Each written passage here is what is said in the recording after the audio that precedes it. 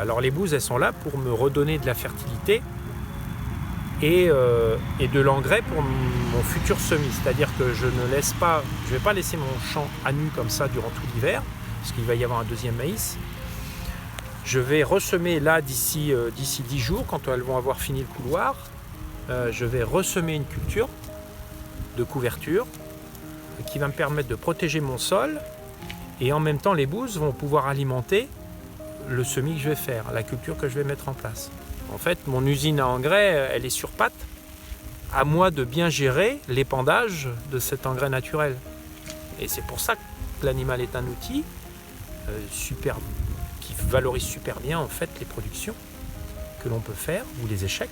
Et là, en mangeant du maïs, en fait, je leur amène une diversité en termes de sources alimentaires qui fait qu'au niveau de la viande, ça va se ressentir parce que elles ne sont pas standardisées sur une alimentation au foin ou à l'ensilage, quoi.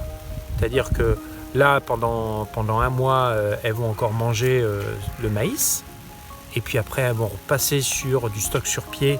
Parce que je n'ai pas fini de faire pâturer mes prairies, mais j'ai préféré les enlever pour manger mon maïs.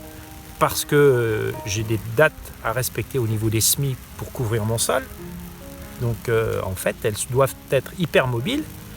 Donc c'est ça aussi la réussite du système de l'élevage adaptatif, c'est d'avoir une mobilité avec les animaux, et ces animaux-là ont cette formidable capacité en fait de s'adapter à ce qu'on leur donne. Leur bol alimentaire, il est sans fin, on peut leur donner beaucoup de choses. Et donc ça se ressent après dans la viande parce qu'elles ont une telle diversité de sources alimentaires que on tombe quasiment sur des millésimes chaque année, parce que je suis incapable de dire exactement ce qu'elles vont manger tout au long de l'année. Par contre, je sais que je fais du bon.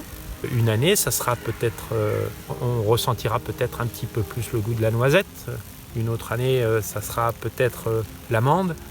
C'est souvent des fruits secs que l'on ressent quand on mange une viande persillée, une viande élevée de cette façon-là.